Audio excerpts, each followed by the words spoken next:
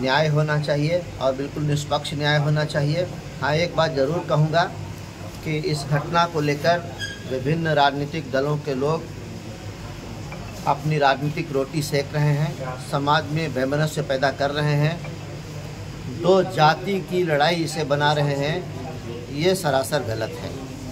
ये घटना कहीं से इस तरह की नहीं है कि दो समाज के लोगों में कोई मतभेद या विभेद हो या कोई वैमनस्य हो। अपना राजनीतिक उल्लू सीधा करने के लिए समाज को आग में झोंक देना ये कहीं से उचित नहीं है। और आरजेडी के लोग बहुत बढ़ चढ़ कर बात कर रहे हैं, समाज में वो बीज बो रहे हैं विष का। इसका मैं घोर विरोध करता हूं और उन लोगों को सलाह देता हूं कि इतनी ही चिंता अगर उन लोगों को है तो उन लोगों को जाना चाहिए था ऋषियप ग्राम पंचायत के नेवड़ा गांव में, जहां दलितों के ऊपर अत्याचार हुआ।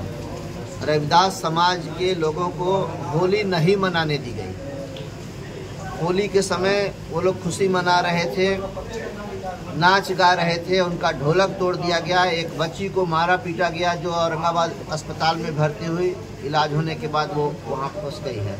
वहाँ बीजेपी का प्रतिनिधिमंडल गया, लेकिन आरजेडी का कोई प्रतिनिधिमंडल इसलिए नहीं गया कि जो दबंग लोग हैं, जो मारने वाले लोग हैं, जिन लोगों ने होली नहीं मनाने दी रविदास परिवार के लोगों को, दलित परिवार के लोगों को, वो आरजेडी के समर्थक लोग हैं। तो कहीं कुछ इस तरह से पिक एंड चूज, इस तरह से वर्गीकरण, ये गलत है। अगर आरजेडी के लोगों को, दलित वर्ग के लोगों की, अत्यंत पिछड़ा वर्ग के लोगों की कितनी ही चिंता है, अगर उनका हक वो सुरक्षित रखना चाहते हैं तो उनको रफ़ीगंज थाना के पचरिया गांव में जाना चाहिए, जहां गरीब लोगों को, मल्लाह जाति के लोगों को केवल इसलिए पीटा गया कि वो लोग फ्री में उन दबंगों को मछली नहीं देते हैं।